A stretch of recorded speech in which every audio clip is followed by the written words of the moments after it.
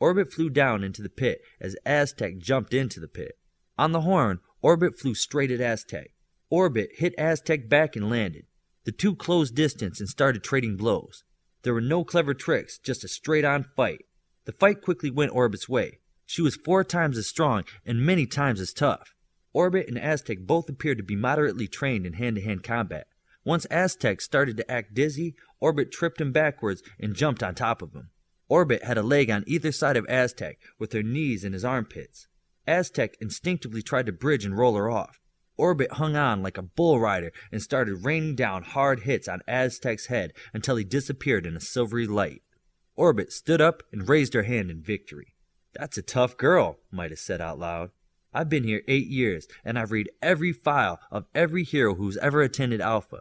That girl is definitely the toughest. Actually, this is the best class I've ever seen. It's like every year they breed better superheroes," Lucy said. Midas didn't answer to that comment. It sounded a little crude. On the upside, he was here to see the best class of Alphas ever. Maybe this would be like Kodiak said, Alpha is what you make of it. With the right outlook, it just might be an adventure. "Eclipse and Granite in the pit," Coach Spurs called out. On the horn, Eclipse started to grow taller. He had grown an extra 4 feet when Granite hit him. Granite had stretching powers and launched the top half of his body across the pit, while his legs remained in the same spot. Eclipse was even bigger as he made it to his feet with Granite's arms wrapped several times around his neck. Once Eclipse was steady, Granite used his hold on Eclipse as an anchor to draw the rest of his body directly at Eclipse. Granite's legs hit Eclipse's knees first in the stomach with a great thud. Eclipse was now over 20 feet tall, trying to breathe with Granite wrapped around his neck. It looked like Eclipse might pass out, but his high endurance kept him fighting. His break came when he was able to reach around his neck and found Granite's head. The giant Eclipse palmed Granite's head and pulled him in front. Eclipse then punched one hand into the other on Granite's head repeatedly. The smaller Granite was then red benched. "Second rounds of hitter elimination start now. Olympian and Anvil in the pit," Coach Spurs said. Anvil looked nervous as he entered the pit. Olympian flew to his side of the pit and awaited the horn. Anvil tried to think what he could do to put someone so much faster and stronger down. On the horn, Olympian flew at Anvil so fast thunder cracked as he broke the speed of sound in the pit. Olympian knocked Anvil down and back. Anvil tried to get his breath and stand. "Do I have to hit him again?" Olympian asked Coach Spurs. "Never stop! Go! Go!" Coach Spurs yelled. Olympian made a beeline to Anvil, who was raising his hands to fight. Olympian knocked him down again and waited for him to regain his feet. Coach Spurs threw his hands up in the air and spun around like he couldn't look. Once Anvil had his footing, Olympian leapt forward with a flying assisted kick that red benched Anvil. Olympian then flew to the side of the pit where Coach Spurs was waiting for him. "Son, you need to listen to me and hear every word I have to say," Coach Spurs said to him slowly and in an even tone. "You do not worry about the safety of other Alphas. That's our job."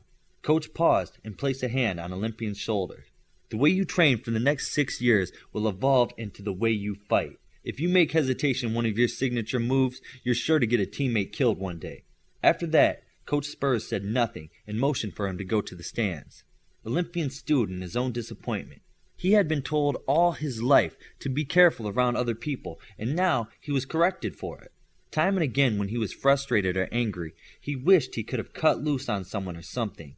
His father called it his hitter instincts. Olympian sat and thought how he could mentally unshackle himself and unleash those instincts. "Orbit and Eclipse, you're in the pit next," Coach Spurs said. Orbit and Eclipse both took their position, and Eclipse grew to full height before the horn went off. Orbit then flew straight for Eclipse at top speed. Orbit turned in flight and kicked Eclipse with both feet in the solar plexus. Eclipse's answer was to just swat her to the ground. He followed this by stomping on her. Orbit was tougher than he thought when she started to scramble to her feet. Eclipse could see she was stunned and went for an even bigger stomp. A silvery flash of the red harness saved her from the kick. Eclipse came out of the pit. Coach Spurs motioned for him to come over. "Good finish," Coach Spurs said to Eclipse. Coach Spurs then turned to the crowd. "We'll give our hitters 5 minutes to breathe, then we have the final match."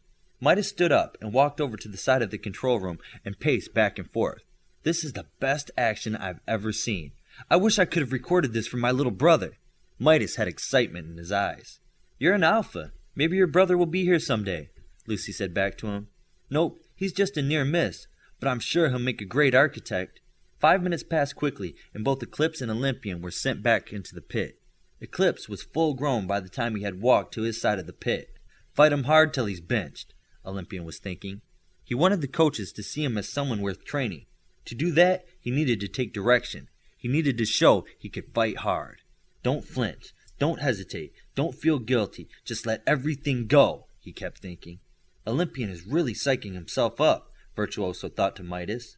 Well, he's going to be fighting the other toughest now, Midas thought back. No, he was calm up until now. Shush and watch. The horn blew, and Olympian seemed to blink out of existence, he flew so fast at Eclipse.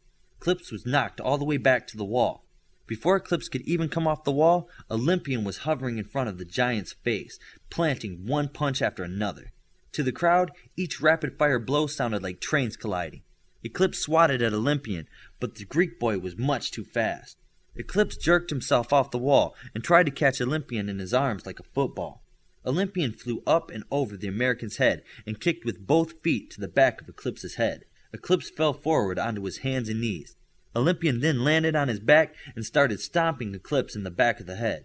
Eclipse proved tougher than anyone imagined when he staggered to his feet. Olympian decided to change tactics. He flew right in front of Eclipse and stopped. "Give me your best shot!" Olympian screamed at the giant. Eclipse reared back and roared. He punched Olympian with all his might. The sound was like a bomb that made everyone cover their ears and cower. Olympian was still hanging in mid-air in front of Eclipse, unhurt. Eclipse was grasping his broken hand and grimacing in pain. Olympian flew between Eclipse's legs and up behind him. Olympian grabbed the giant by his neck and drove his face straight down into the pit. Olympian pushed his face deep into the ground and kept pushing. Olympian looked like he was drowning Eclipse in dirt. Eclipse tried to get up, but Olympian used his strength and flying power to keep the giant pinned. Eclipse tried to reach back and snatch Olympian from the air. Eclipse was unable to get a good hold on Olympian with one unbroken hand. Eclipse finally stopped struggling and decided to wait Olympian out. He could hold his breath for hours. Once he was still, Olympian struck him in the back of the head again and again. Eclipse would struggle or Olympian would pound him. The fight went on like this for over 10 minutes. Finally, Olympian let Eclipse up. Eclipse did a wounded push-up and cocked his head back for a deep gasp of air. Olympian was standing by his right shoulder when he came up. Olympian reared his right leg back and did his best and hardest soccer kick at Eclipse's throat.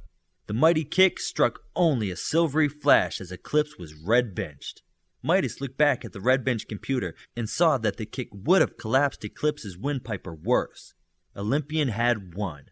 The stands were cheering for Olympian, who flew up to the side of the pit. He flew next to Coach Spurs. "Is that how you wanted me to do it?" Coach Spurs smiled and extended a hand to shake.